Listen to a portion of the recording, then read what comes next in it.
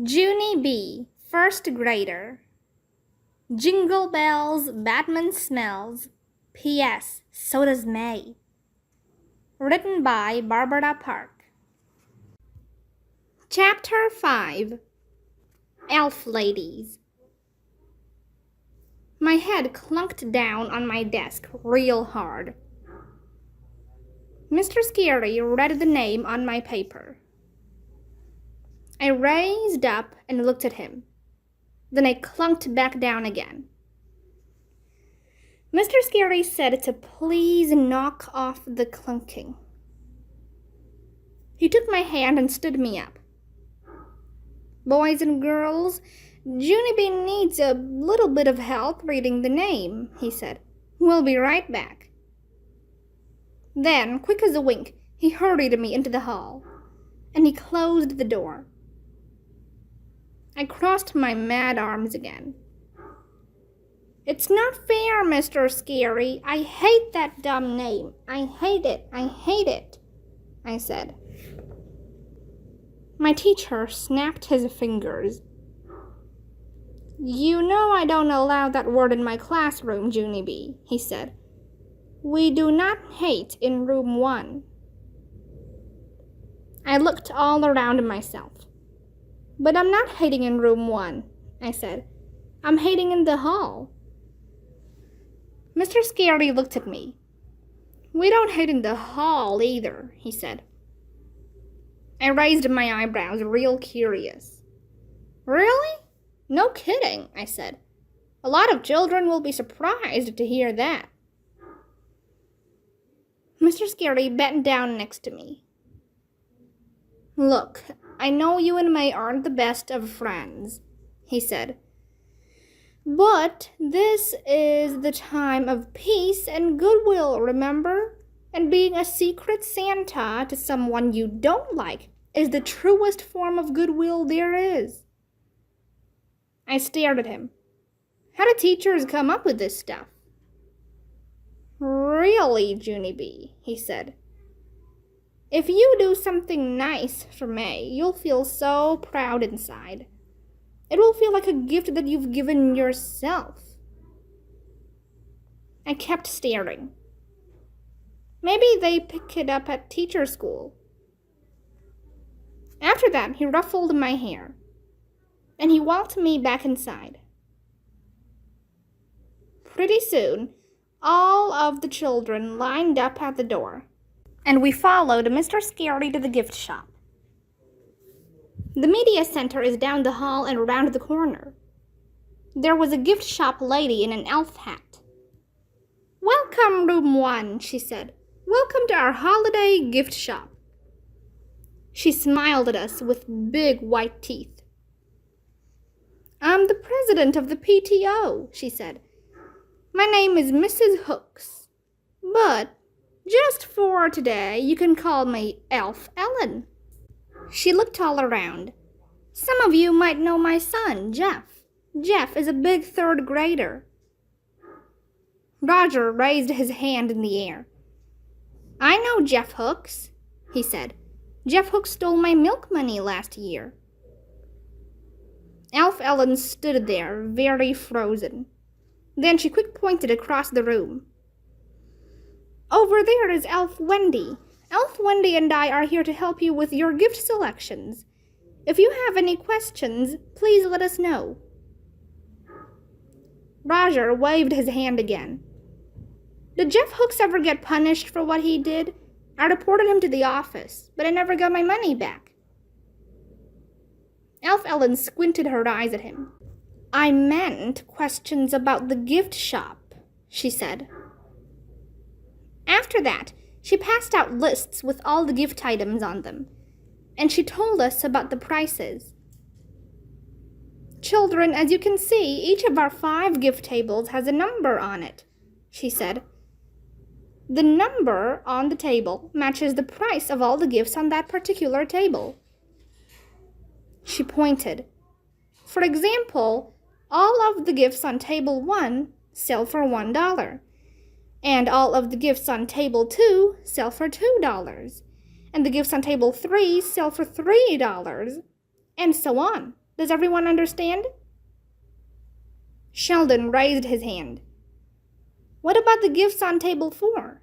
He said. How much did they go for? Elf Ellen sucked in her cheeks. Table 4 has a 4 on it, doesn't it? 4 means a 4. They sell for $4. Sheldon nodded, very thoughtful. I see, he said. And table 5? Elf Ellen looked at Mr. Scary. Is he pulling my leg? Mr. Scary grinned. Sheldon grinned too. Roger called out another question. Where's table 35 cents? He asked. That's how much Jeff Hook still owes me. Is there a table 35 cents? Elf Ellen glared her eyes at Roger. Then she quickly reached into her pocket, and she gave him 35 cents. There, she said. Are you satisfied? After that, she took off her elf hat, and she put it on the counter, and she said she is going on break. Roger smiled. Mr. Scary smiled too. Chapter 6. Giving. Elf Wendy clapped her hands together. She said it is time for us to browse around. Except for please do not break the toys, and please do not eat the candy canes, and please do not blow our nose on the handkerchiefs. I skipped to table 2, real excited, 'cause I already saw something that I loved. Crayons! They got crayons! I said, very thrilled. I picked them up and looked inside. Look, look! The red has a sharp head, and Greenie is not even a stubby. I breathed their brand new smell.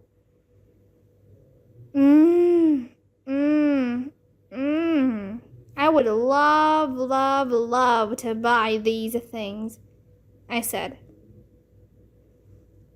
Just then, my friend Herbert pulled me over to table 1. Tattoos, tattoos! They've got tattoos, Junie B, and they really, really look real, he said. I did a gasp at those things. There were pirate tattoos, and dragon tattoos, and dinosaur tattoos, and kitty cat tattoos. Plus also, they had a nice variety of swamp animals. Whoa! That is all the tattoos a kid could ever dream of, I said. I would love, love, love to buy those things. Then, all of a sudden, my eyes glanced over at table 3, and my whole entire mouth fell open. It was glow-in-the-dark barrettes, I yelled, real excited. I've always wanted these things. Cool, said Herb. I know they are cool, Herbert, I said. 'Cause if you lose your hair in the dark, you will always be able to find it. Just then, I felt a tap on my shoulder. I spun around. It was May.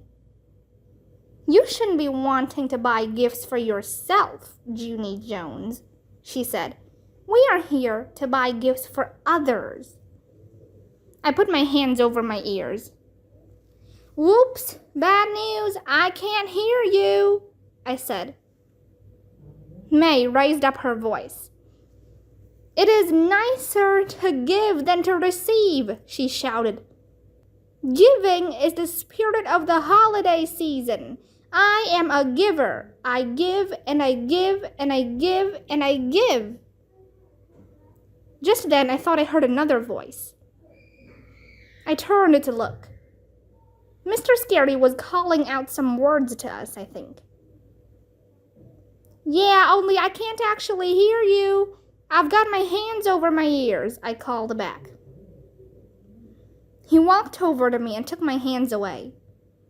His face did not look happy. "You two aren't having another problem, are you?" he asked. I shook my head very rapid. "Nope, no siree. No problem," I said. "I was just being thrilled at these gifts. That's all I was doing." May stood up real proud. "And I was just telling her to be a giver like me," she said. "My mother says that some people are born to be givers, and other people are born to be shellfish." She glanced her eyes at me. I stood there, very puzzled. Then I looked up at Mr. Scary. "I don't even care for shellfish," I said. He did a little smile. He said May and I could browse some more, but to please keep our voices down. Only what do you know? As soon as he said that, we heard the loudest noise of the day. And it's called, "Ha! Someone in room 1 did the giantest burp in the world." Our heads spun around to see, and we could not believe our eyeballs.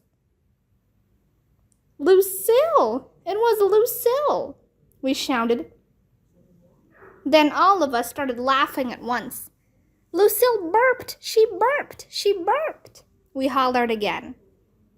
"I didn't even know rich people burped," I said. "Me neither," said Sheldon. "I am pleasantly surprised." Lucille stamped her expensive foot. "But I didn't burp! I didn't!" she yelled.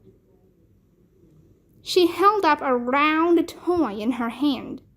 It looked like a beanbag, sort of. "It was this thing," she said. "This thing burped, not me." Lucille gave it a squeeze. And ha! Another giant burp. Room 1 laughed until our sides hurt.